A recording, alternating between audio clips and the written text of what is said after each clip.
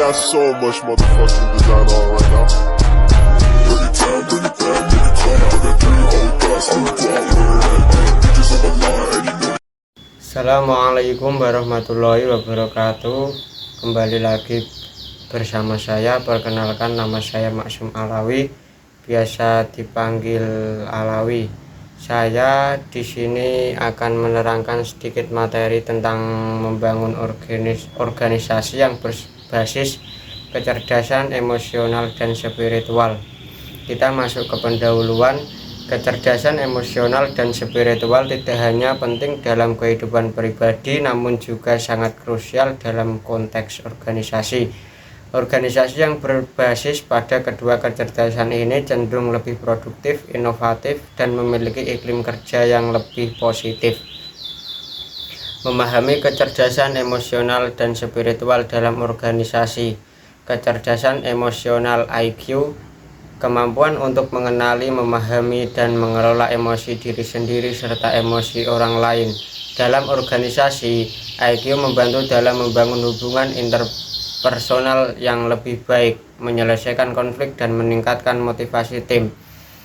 Kecerdasan spiritual SQ, kemampuan untuk menghubungkan diri dengan sesuatu yang lebih besar dari diri sendiri, seperti nilai-nilai hidup, tujuan hidup, dan makna kehidupan. SQ memberikan landasan moral yang kuat dalam mengambil keputusan dan tindakan dalam organisasi.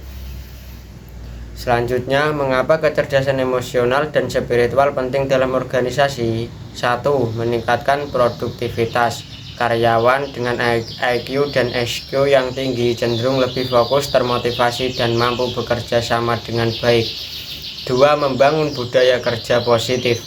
Organisasi yang berbasis pada IQ dan SQ akan memiliki budaya kerja yang lebih inklusif, saling menghormati, dan mendukung.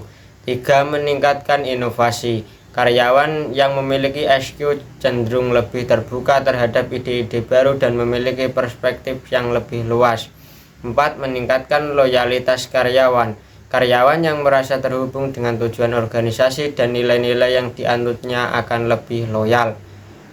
Selanjutnya, langkah-langkah membangun organisasi yang berbasis IQ dan SQ. 1.